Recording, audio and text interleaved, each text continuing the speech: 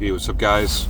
In recent months, I've had the privilege of helping assist individuals, guys who are starting their path towards taking anabolics and doing so safely.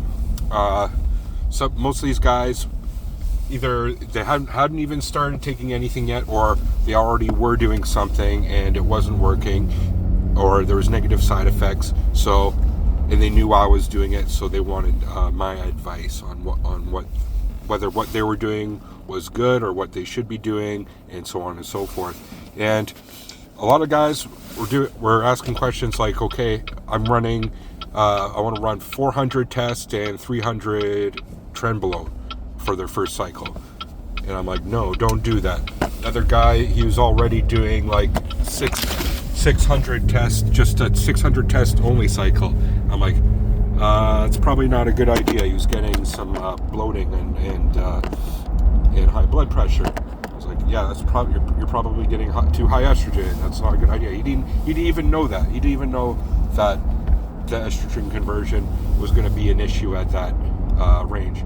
I got other guys who want to just run pure oral, like pure Anavar only cycle, and I did do that, but I wouldn't suggest doing that. So you get the idea that a lot of these guys have a misconception of what is involved in the proper balanced steroid cycle, especially for a beginner cycle.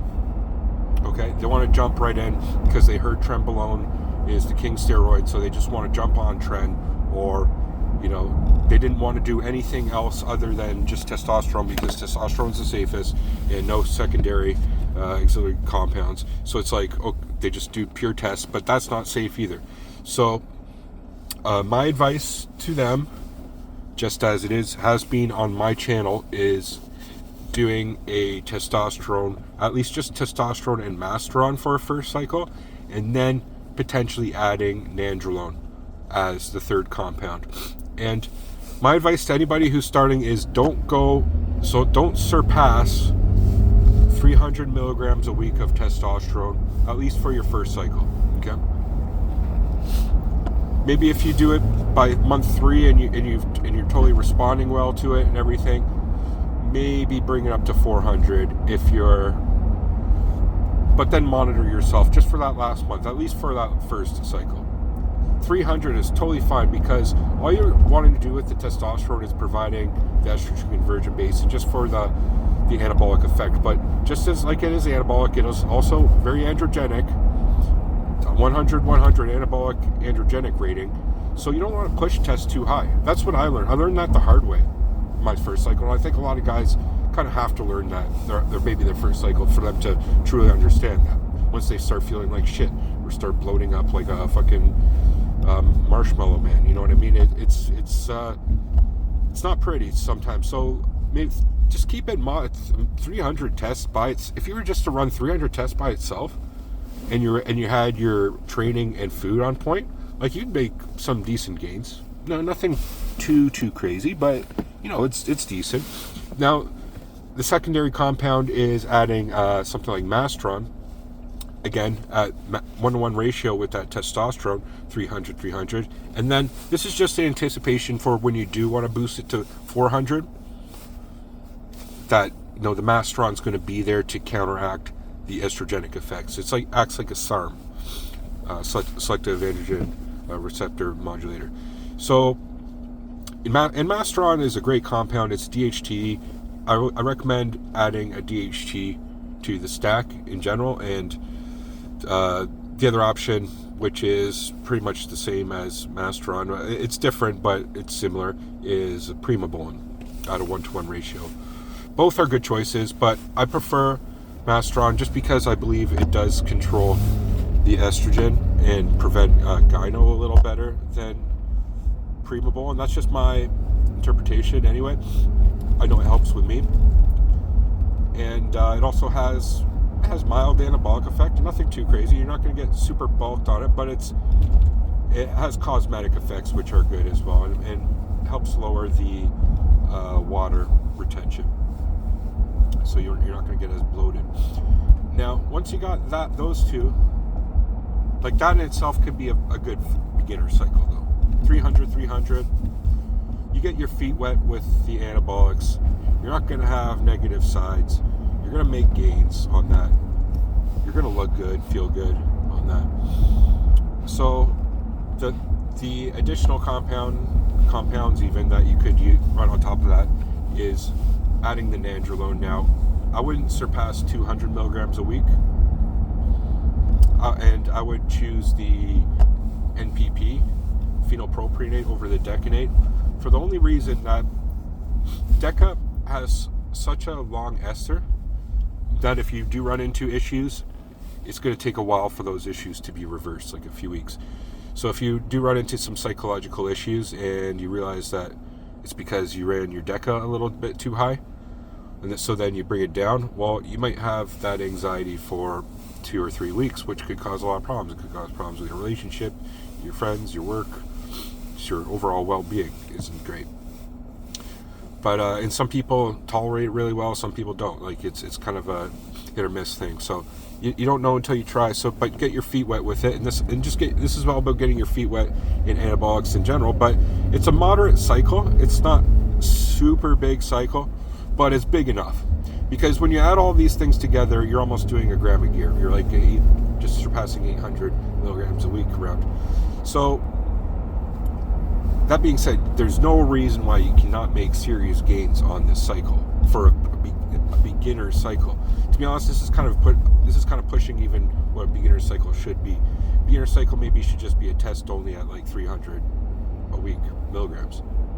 But I'm going to say, add that 300 master on top of that for the beginner cycle, because it's preparing you for what's coming next. And obviously that's what you're going to do next, is going to go do a little bit more. But the guys that I recommended this to, I've got feedback from, and they said it is working great. It works beautifully. I think this is one that any guy can benefit from. I don't see any reason why not. You're not going to run into any serious side effects. Potentially maybe a little bit of acne or something like that. Maybe a little bit. Check your blood work, obviously, but it's not going to be like detrimental in any way, like something like trenbolone or high amounts of nandrolone would be. That's why it's just a moderate, small amount. And but there's other options too. Test primobolan, 1-to-1 ratio is great, and then maybe adding at the end of that cycle a little bit of Anavar. That's a safe one too.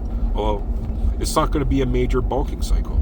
I think adding and that's what a lot of guys are in it for. Let's be real. They want to bulk up a little bit.